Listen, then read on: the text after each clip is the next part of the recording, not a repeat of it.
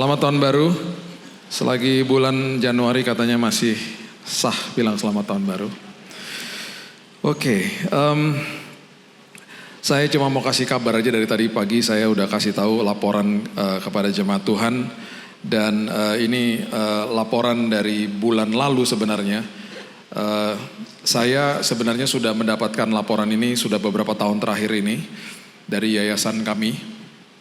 Yang kami ada satu divisi yang membantu hamba-hamba Tuhan yang ada di daerah. Dan kemarin selama bulan Desember, karena jadwal Natal yang cukup padat, saya pergi ke desa, kota kecamatan, kota kabupaten, kota provinsi. Dan ada 55 ibadah yang saya layani selama bulan Desember. Saya cuma minta satu sama Tuhan, Tuhan berikan saya safe travel kemana-mana karena hujan biasanya kan. Dan berikan saya kesehatan. Puji Tuhan, Tuhan berikan itu semuanya. Cuman saya di akhir-akhir bulan Desember udah agak-agak disorientasi aja. Saya bangun pagi di hotel saya gini, gue di mana ya hari ini ya gitu. Terus saya membuka kamar yang salah, berusaha membuka kamar yang salah, nggak kebuka kamarnya. Ada kamar tulisannya 704, saya tap gini nggak kebuka. Terus saya bilang gini, tiba-tiba dalam hati saya gini, oh iya ya 704 tuh kamar 2 hari lalu di tempat yang berbeda. Kamar saya di ujung, 714, kebetulan di lantai yang sama. Jadi ini udah disorientasi, udah ketukar-tukar semuanya gitu. Tapi yang membuat saya, walaupun capek sih, yang membuat saya sangat bahagia, salah satunya ini. Ada sebuah desa di luar kota Blitar lah. Itu waktu masuk tempatnya cukup sempit di gangnya gitu ya. Dan di ujung dari gang itu ada sebuah tempat yang sangat besar di ujung. Dan ternyata tempat itu memuat dan hari itu yang hadir 4.000 orang ibadah pada saat itu. Saya tanya sama gembala sidang lokal di situ, Pak, tempat sebesar ini memang kan bisa menampung orang sebanyak ini. Tahun lalu berapa? Tahun lalu 3.800, naik 200. Kemudian di kota Pare, kota kecamatan, itu juga terjadi hal yang sama. Maksud saya gini, saya dari 2 tahun terakhir sudah dapat laporan banyak sekali dari hamba-hamba Tuhan yang kami bantu di daerah. Dan bulan Desember itu terkonfirmasi. Karena saya lihat sendiri secara fisik di mana-mana. Yang saya cuma mau beritahu kepada Bapak Ibu bahwa pertumbuhan kekristenan di Indonesia luar biasa pesatnya. Berikan tepuk tangan untuk Tuhan kita. Kemudian dibantu juga dalam tanda kutip ya. Dibantu oleh sosmed-sosmed yang memberitakan gereja-gereja yang ditutup, gereja-gereja yang disegel, ibadah yang dibatalkan, dan lain sebagainya. Ketika itu terjadi dan itu diviralkan, yang orang lihat adalah respon daripada orang Kristen. Ketika respon daripada orang Kristen penuh dengan kasih, yang terjadi adalah yang Alkitab katakan kasih mengalahkan segala-galanya. Itu adalah salah satu pemicu yang membuat banyak orang terima Yesus. Saya gak pernah lupa kata-kata Gus Dur. Boya orang Kristen tuh jangan diganggu. Kalau diganggu ya makin banyak. Ya orang Kristen ini diemin aja, nanti berkelahi satu sama yang lain gitu. Itu benar juga sih apa yang dia katakan. Makanya saya gak heran, sebentar lagi besok hari Rabu saya berangkat ke Bangkok. Setiap tahun kami ada yayasan-yayasan dari yayasan Kristen ya, dari seluruh Asia kita kumpul di Bangkok, summit. Biasanya 2 negara terbesar yaitu India dan Cina memberikan laporan luar biasa, pertumbuhan kekristenan luar biasa. Sebentar lagi jangan kaget, Cina akan deklarasi menjadi negara Kristen terbesar di dunia. Karena mereka sekarang 250 juta orang Kristen. Dan itu sebenarnya masih 25% dari 1 miliar yang terdeteksi. Yang tidak kita gak tahu berapa banyak. Semua karena aniaya. Saya bukannya membesar-besarkan aniaya dan berusaha menakut-nakuti, bukan. Yang saya mau katakan adalah gini, anak-anak Tuhan pasti Tuhan jaga. Cuma maksudnya gini, aniaya seperti yang kita lihat di negara kita pun, itu sudah dinubuatkan di Matius 24. Kemarin saya ketemu dengan, udah datang ke Gifes belum? Belum ya? Udah. Kalau belum hari ini masih ada terakhir, itu Gospel Festival terbesar di Asia Tenggara di BSD, ntar malam saya kesana lagi. Itu saya sama teman-teman saya yang memulainya dari beberapa tahun lalu dan puji Tuhan terlaksana dan mudah-mudahan tahun depan kita bisa buat lagi. Kalau belum tahu Gifes itu apa, seperti Java Jazz tapi dalamnya semuanya musik gospel.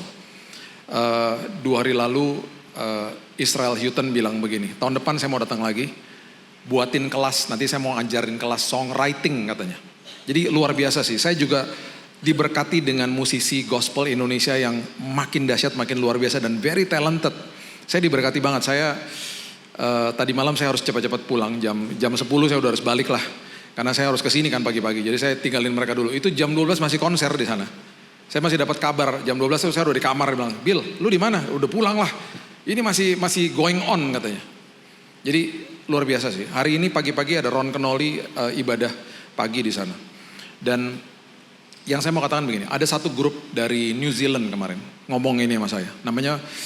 Namanya Tribe of Opie. Dia bilang gini, saya doakan ya semoga aniaya itu tidak ada lagi di Indonesia. Saya bilang nggak usah, jangan didoain kayak gitu. Doain aja supaya kita kuat. Karena aniaya pasti terjadi kok. Doain supaya kita kuat dan respon kita benar. Karena dengan itu memicu banyak orang akhirnya terima Yesus. Dan ini yang saya mau sampaikan. Saya kan bertanya ya, kita banyak bertanya dengan hamba-hamba Tuhan di daerah. Kita compare notes, kita mau lihat data gitu ya. Dan ketika kita bertanya, yang mereka katakan adalah 90% orang terima Yesus itu gara-gara sosmed Bapak Ibu. Jadi gunakan sosmedmu sebagai mimbarmu. Ya, mungkin Bapak Ibu gak terpanggil seperti saya pergi ke daerah-daerah, tapi paling tidak gunakan sosmedmu sebagai mimbarmu. Jangan nyinyir, jangan debat-debat kusir, gak penting. Yang penting adalah mengabarkan kebenaran firman di situ. Ya, saya punya temen nih, ya konten gak punya. Dia juga mungkin berpikir udah daripada saya forward konten orang lain, saya mau buat sendiri aja. Buat sendirinya apa? Dia copy paste ayat firman Tuhan, that's it. Cuman ayat firman Tuhan diposting sama dia tiap hari di Facebook lagi. Kita harus tahu juga ya di daerah banyak banget yang masih pakai Facebook. Nah, setiap kali dia posting rupanya ada orang yang lihat di daerah Sumatera Utara sana. Dan waktu dia lihat, kemudian dia mulai mempelajari ayat-ayat khususnya Amsal dan Mazmur katanya. Karena dia bilang gini, saya suka banget sama ayat-ayat yang diposting dari Amsal sama Mazmur dan saya belajar sendiri, saya nge-google sendiri artinya. Dan setelah 6 bulan dia bilang begini, Pak terima kasih sudah jadi berkat. Saya cuma mau kasih tahu aja gara-gara ayat yang Bapak posting, saya sudah terima Yesus sebagai juru selamat. Dia katakan itu. Dan kemudian dia bilang gini, saya mohon maaf saya pengen dibaptis tapi saya gak punya uang ke Pulau Jawa. Teman saya juga bilang, saya juga gak punya uang ke Sumatera Utara. Gimana caranya ya Pak? Teman saya bilang gini, ada sungai gak dekat situ? Ada. Ya udah kita baptis online aja. Jadi nanti kamu bawa HP kamu taruh di pinggir batu, kita video call ya. Jadi dia masuk ke sungai, teman saya bilang gini, saya baptis kamu atas nama Bapa, Putra dan Roh Kudus lewat video call. Oke, sekarang nyelam. Dia celupin dirinya, udah selesai baptisan. Tuhan gak bisa digagalkan sama apapun, rencana Tuhan akan terjadi. Dan apapun yang kita sedang lakukan hari ini, jangan anggap enteng. Karena siapapun bisa baca, dan siapapun bisa terima Yesus dalam waktu yang dibutuhkan oleh mereka. Ada orang mau bunuh diri, nonton Reels IG yang cuma semenit, gak jadi bunuh diri. Orang mau bunuh diri, gak mungkin nonton khotbah 40 menit lah. Ini lama banget sih khotbahnya, loncat dia, gubrak gitu. Orang mau bunuh diri nonton reel semenit gak jadi. Dan itu yang terjadi di mana-mana. Ya, itu sebabnya yuk setelah kita dapat kado terindah di bulan Desember kemarin, sekarang yuk kita jadi kado yang terindah bagi bumi ini. Karena kita masih diberikan kesempatan loh untuk lihat 2026. Ini teman saya Yosi, ya. Jadi gini, tanggal 31 tuh teman-teman dekat saya sama keluarga saya ada di rumah. Ya, di rumah saya. Karena kita dinner, habis itu malam kita mau perjamuan kudus masuk ke dalam tahun yang baru. Jam 7 malam kita semua dikejutkan karena dia terima telepon dari adiknya. Semua terdiam karena tiba-tiba dia ngomong gini, Dek, Papa meninggal gitu. Dia dapat kabar itu. Papanya dipanggil pulang Tuhan tepat tanggal 31 Desember. Tuhan gak kasih izin papanya untuk lihat 2026. 2026 papanya sudah bersama-sama dengan Tuhan, tempat yang paling indah dalam kehidupan manusia.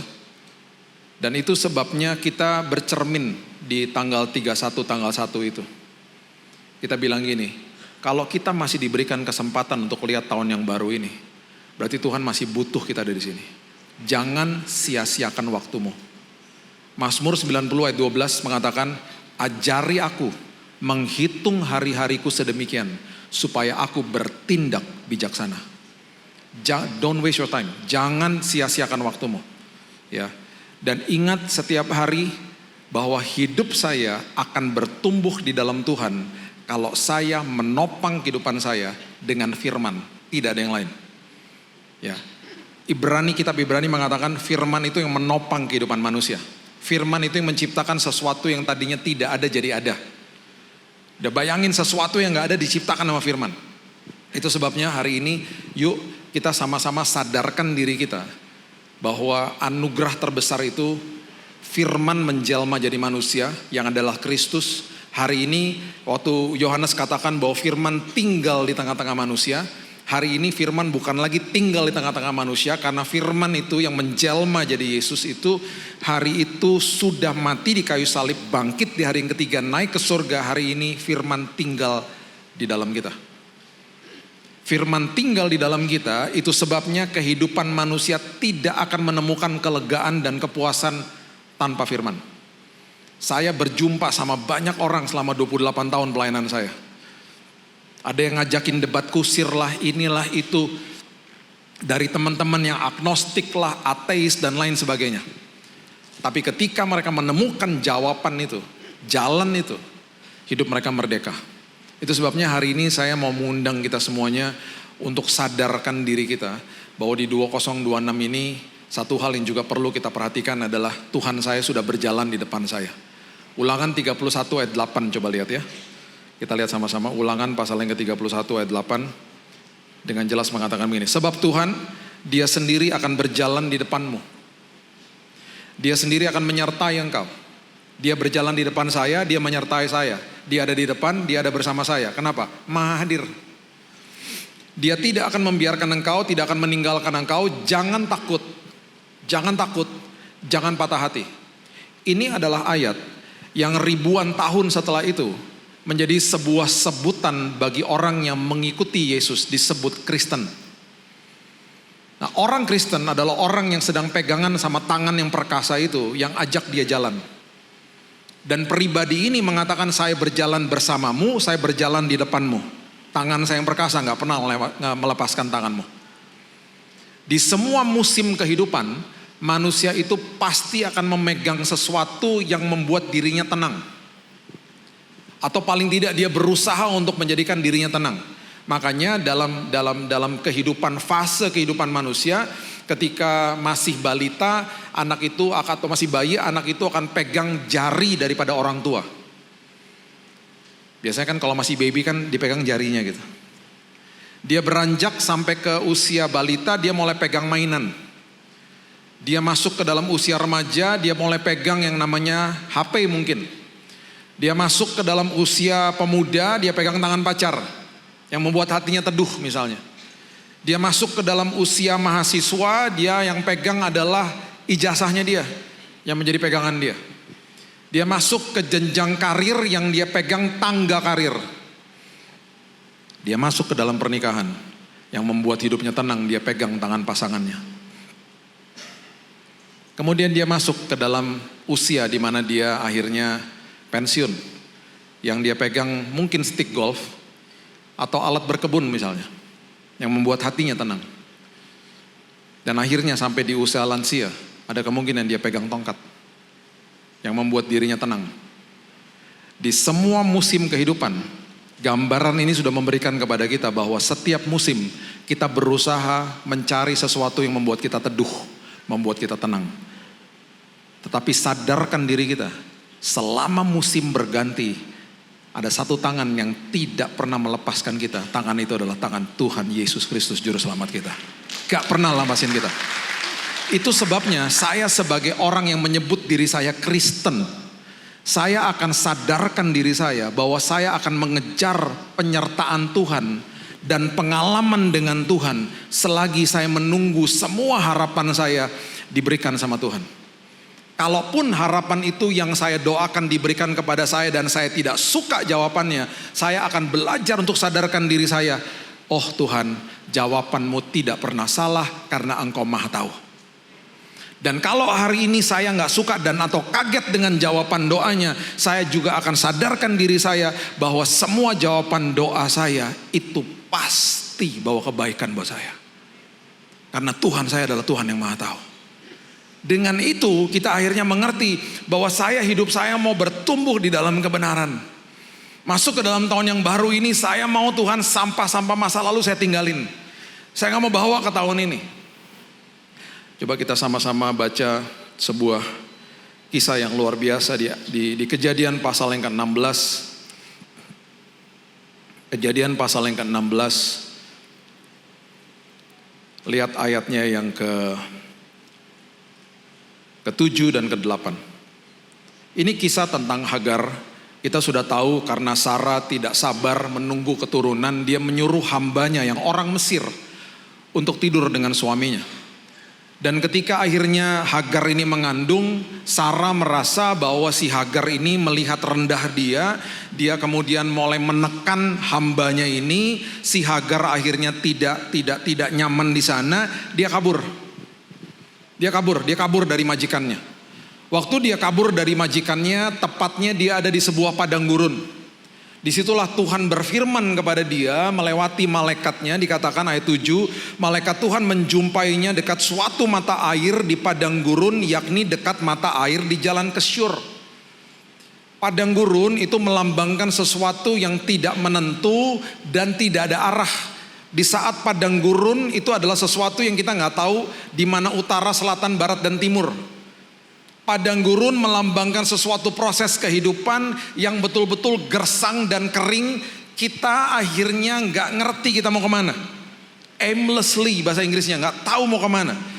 Nah yang hebatnya adalah Tuhan memanggil pribadi ini yang adalah orang Mesir, bukan orang Yahudi. Dia katakan ayat 8, katanya, Hagar, hamba Sarai, dari manakah datangmu dan kemanakah pergimu? Jawabnya, ini jawabannya Hagar, aku lari meninggalkan Sarai nyonyaku atau majikanku. Dan dia tidak pernah kasih tahu kemana dia akan pergi, karena dia gak tahu dia mau pergi kemana. Bapak Ibu, waktu Tuhan bilang gini, mau kemana sih kamu? Bukannya berarti Tuhan gak tahu. Itu adalah sebuah peringatan kepada kehidupan manusia. Mau kemana sih kamu? Kamu mau lari ke siapapun, ke apapun, kamu gak akan menemukan kepuasan dan kelegaan. Kalau kamu lari daripadaku, kamu lari dari kehidupanmu yang bersama dengan aku, karena aku adalah pokok anggur dan kamu adalah rantingnya. Kamu melepaskan diri daripada sumbernya, yaitu aku. Kamu gak akan dapat kepuasan, kamu gak akan dapat kelegaan dalam hidupmu. Kenapa? Disebutnya Kristen, pengikut Yesus. Makanya metafor, bayangan, sebuah nubuatan, bahkan semua presisi daripada firman Tuhan mengatakan dengan jelas kepada kehidupan manusia bahwa Tuhan adalah sumber dari segala-galanya. Pokok anggur, kita adalah rantingnya, melekat kepada pokok anggur. Bapak yang digambarkan sebuah nubuatan melihat anak-anaknya kabur dari rumahnya, semuanya itu terjadi sungguh indah ketika anak itu kembali kepada sumbernya. Bahkan si anak yang terhilang, kalau kita baca kisahnya dikatakan bahwa dia melepaskan hak akses kepada bapaknya, kepada kepemilikan. Itu ngawur udah. Karena banyak manusia berpikir bahwa ini yang saya miliki, saya mau melepaskan hak akses kepada bapak saya. Dia katakan apa?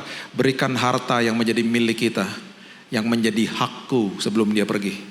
Itu kalimat anaknya. Berikan harta milik kita, itu akses.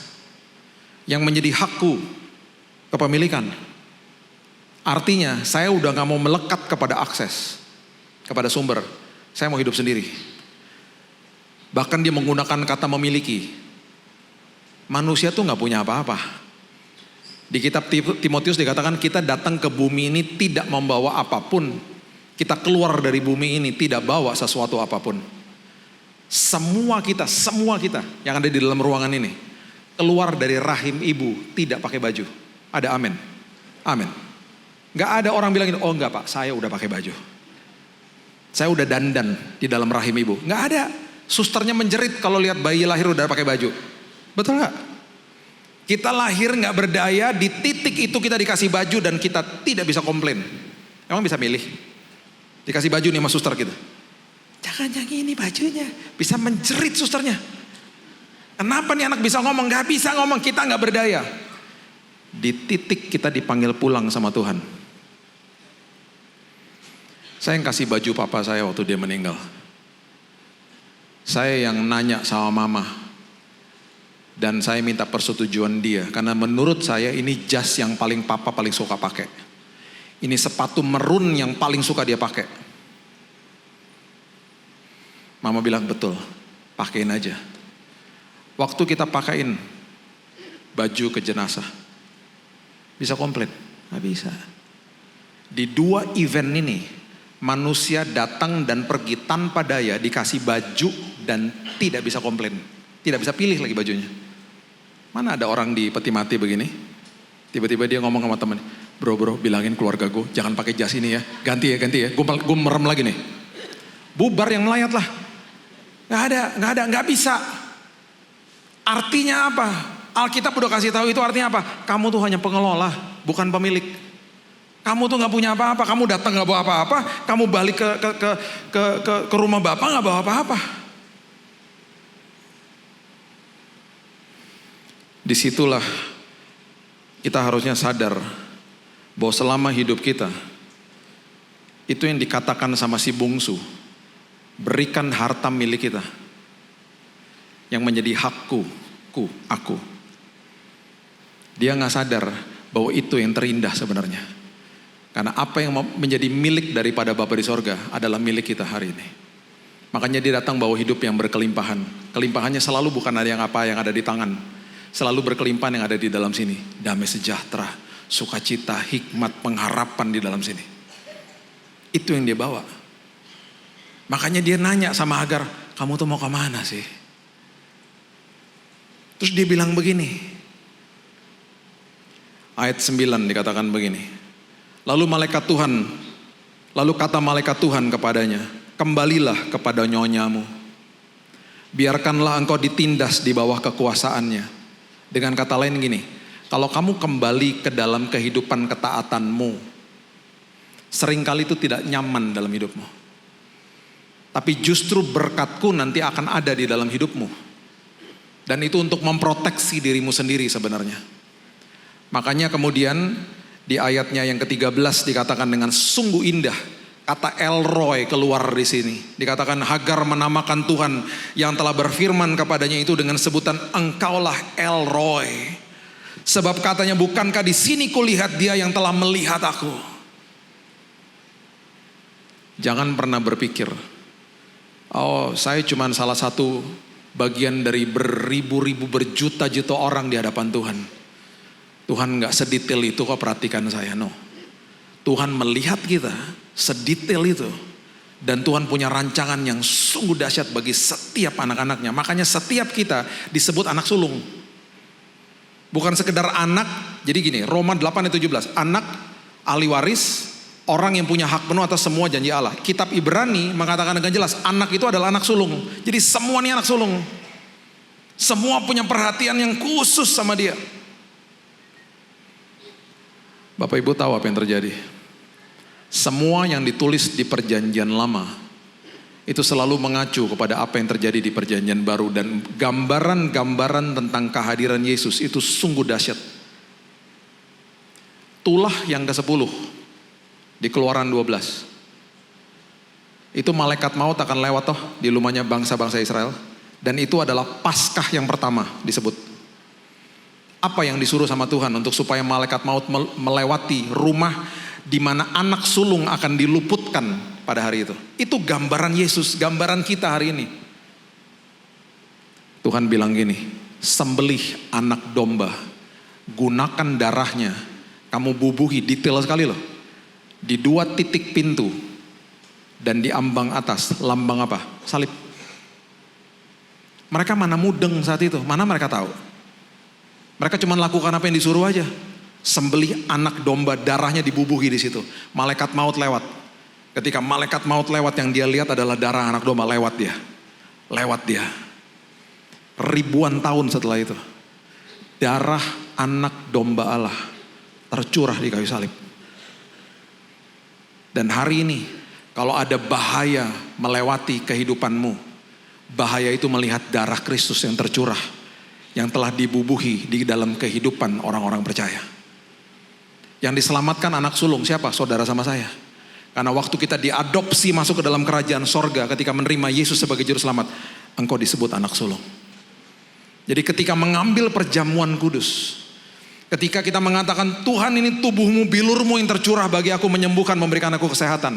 Katakan Tuhan, darahmu bukan sekedar memberikan aku keselamatan dan membasuh dosaku. Darahmu menjaga, melindungi keluargaku dan kehidupanku selama-lamanya. Itu gambaran-gambaran metafor yang dahsyat, simbol-simbol yang luar biasa yang mengacu kepada kehadiran Yesus. Makanya Alkitab kita ditulis dalam 1400 tahun oleh orang yang berbeda-beda, dalam waktu yang berbeda-beda, bahasa yang berbeda-beda, tidak ada yang kontradiktif. Kejadian 22 dimulai dengan begini. Tuhan menyuruh Abraham mengorbankan anaknya di tanah Moria. Dan waktu saat itu, ketika perintah Tuhan sudah terjadi, Abraham mengambil kayu dan dikasih sama Ishak. Ishak yang memikul kayunya. Untuk apa? Mengorbankan dirinya. Dirinya Ishak. Ishak kan nggak tahu. Di saat belati atau pisau itu akan menghujam tubuh daripada Ishak, prosesi itu diberhentikan sama kerajaan sorga. Dan Ishak digantikan dengan domba jantan. Ribuan tahun setelah itu, sama persis di tanah Moria. Sama persis di tanah Moria. Di salah satu gugusan bukit yang namanya Golgota. Prosesi tidak pernah diberhentikan nama kerajaan sorga. Anak domba Allah dikorbankan, namanya Yesus. Dan sama seperti Ishak, dia memikul kayunya. Apa gak nangis kalau baca-baca kayak gitu? Apa gak membuat Tuhan, segini hebatnya Tuhan. Makanya dia bilang, El Roy, engkau perhatikan saya, El Roy. Tinggalkan sampah di 2025. Masuk ke dalam tahun yang baru. Tuhan bertanya, mau jalan kemana kamu? Mau lari kemana kamu? Kamu gak temukan apapun di luar saya. Ada seorang pria namanya John Lantang. Dia adalah papa saya. Dia digebukin sama papanya. Opa saya itu tentara kenil di kampung Tomohon di Manado sana. Digebukin, diikat di pohon, digerayangin semut merah. Dipermalukan di desanya. Di tahun 60-an papa saya pahit sama papanya. Dia kabur ke pelabuhan Bitung. Dia naik kapal laut. Dia numpang kapal laut. Dia kabur ke Surabaya. Dia lari. Lari dia. Dia lari ke Bandung. Dia lari ke Jakarta. Di tahun 66 dia menikah dengan mama saya. Dia ketemu mama di paduan suara di GPD Ketapang, Jakarta. Dan waktu dia cerita tentang kisah ini sama saya, di jam 4 sore, kita lagi ngopi sore-sore. Saya lagi duduk di bangku SMA. Dia ceritanya nyantai aja. Terus saya tanya gini, saya gak pernah lupa saya, papa gak gebukin aku? Papa gak pernah mukulin mama? Karena di mana-mana KDRT ketika dilakukan terjadi lingkaran setan. Dia akan lakukan hal yang sama. Karena apa? Semua akar kepahitan Alkitab sudah mencatat di kitab Ibrani akan mencemarkan dan membuat rusuh orang-orang terdekat.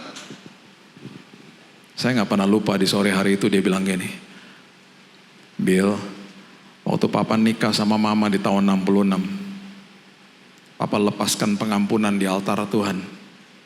Karena papa mau pastikan papa gak bawa sampah dari masa lalu. Saya mengenal seorang pribadi yang penuh dengan kasih. Karena saya percaya Tuhan juga berkata-kata kepada dia, John, kamu mau kemana John?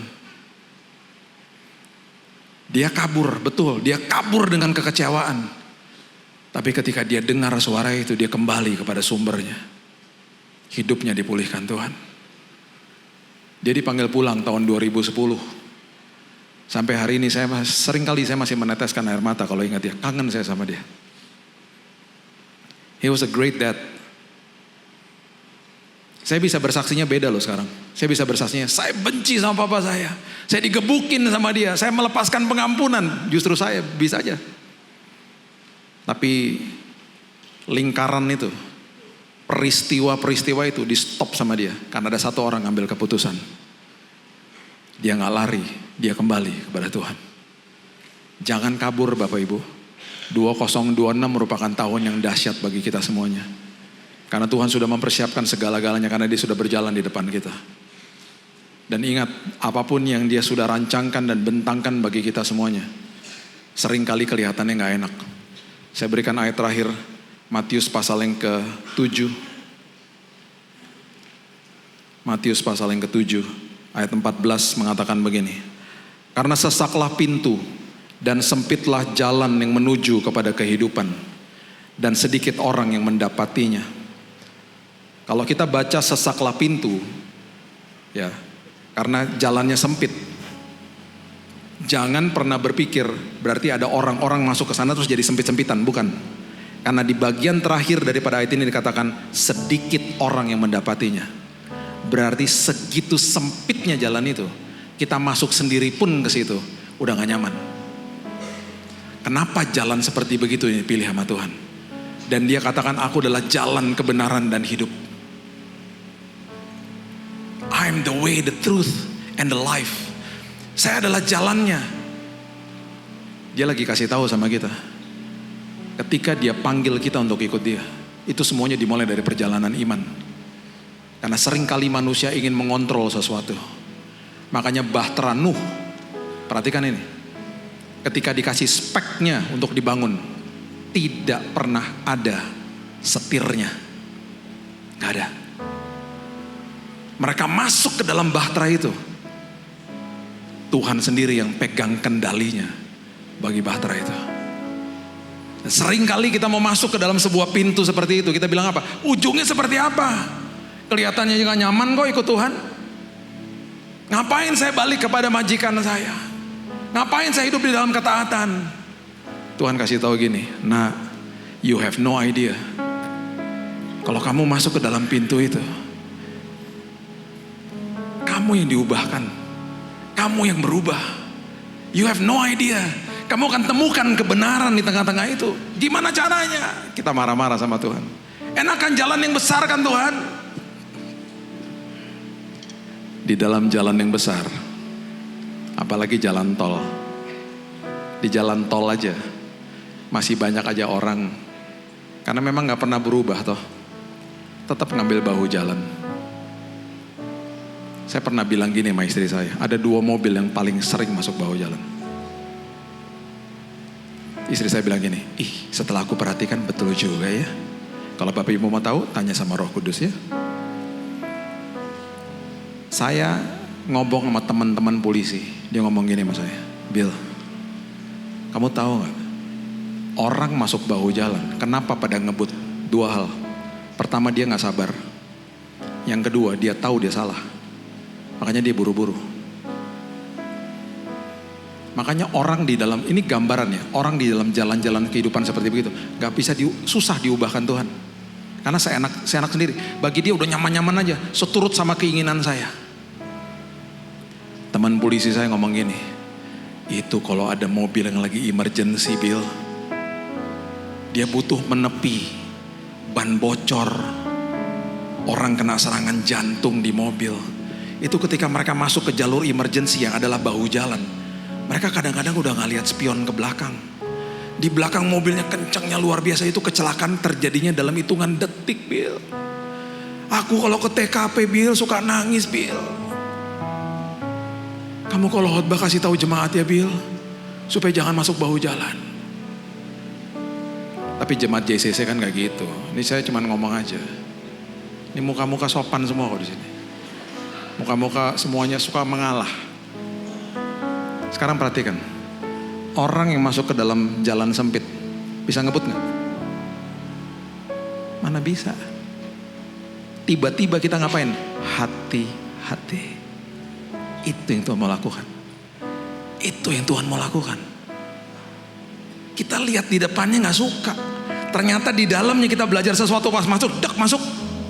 Iya harus hati-hati ya. Gue gak bisa ngebut nih. Kalau ngebut nabrak pedagang, nabrak ayam, nabrak anak kecil, nabrak motor, ayo. Yang kedua, di dalam jalan yang sempit, tiba-tiba mau gak mau kita belajar mendahului orang lain. Kita lipat spion. Pak, jalan dulu Pak. Bapak jalan biar saya bisa jalan juga. Mentok nih saya sebelah kiri, Bapak duluan aja. Supaya saya bisa jalan, dia jalan dulu. Kita memperhatikan orang di sekeliling kita. Saya pernah ya, yang ketiga, di ujung jalan sempit. Yang saya lihat apa? Bapak Ibu suka kalau jalan sempit, yang biasa kita lihat dan tiba-tiba kita ada harapan yang luar biasa tuh ketika lihat jalan raya. Dikit lagi jalan raya. Karena kita lihat jalan raya, mobil kencong di situ kan, kita pengen buru-buru ke situ. Diajarin lagi sama Tuhan, jangan banding-bandingkan dirimu sama orang lain. Mazmur 73, pemimpin biduan WL namanya Asaf bilang gini, kenapa Tuhan kau memberikan kemujuran bagi orang fasik? Bahasa Indonesianya hari ini, Tuhan kenapa kau berkati sih orang-orang seperti itu? Kok aku enggak? Karena apa yang dilihat nyaman-nyamannya aja. Saya mau buru-buru kan ke jalan raya, gak bisa. Karena ada motor parkir agak ke tengah, nungguin orangnya keluar dipanggilin. Belajar sabar. Yang saya temui ketika masuk ke dalam jalan yang sempit, di situ saya baru belajar, iya ya, ternyata Tuhan sedang mengubahkan kita supaya kita ngerti kebenaran. Iya ya Tuhan, ini kebenaran. Dan ternyata kebenaran ini merubah hidup saya. Supaya ketika saya sampai di ujung, saya yang diubahkan Tuhan. Makanya jalannya sempit. Supaya engkau mendapati kehidupan yang berkelimpahan, jalan kebenaran dan hidup. Saya percaya kalau kita menanggapi firman hari ini dengan baik dan benar, jadikan firman itu penopang hidupmu dan bagikan itu kepada anak-anakmu. Bapak Ibu, khususnya para bapak yang ada di sini, pagi-pagi ajarkan anak-anakmu saat teduh. Gak apa-apa sendirian. Malam hari sebelum tidur, mesbah keluarga. Itu warisan yang paling hebat yang kau bisa berikan kepada anak-anakmu. Engkau kasih mereka harta, jabatan, status, ketenaran perusahaan hancur tanpa firman. Karena firman yang menopang hidup manusia. Saya menuai hasilnya hari ini. Anak saya 26 tahun dan 19 tahun. Saya menuai hasilnya hari ini. Bahkan mereka bilang gini sama saya, Dad, thank you ya for passing me the baton. Terima kasih udah kasih aku tongkat estafet itu, Dad. Kebenaran firman itu. Itu warisan bagi hidup mereka. Yuk kita lihat tahun 2026, tinggalin sampah di masa lalu. Dan bilang sama Tuhan, aku gak lari kemana-mana Tuhan. Aku lari ke pelukan Tuhan. Karena di situ adalah tempat yang paling aman. Dan paling nyaman. Mungkin aku kecewa di tahun lalu Tuhan. Mungkin aku betul-betul ngalami sesuatu yang nyakitin banget. Aku gak mau lari kemana-mana. I wanna come to your hands.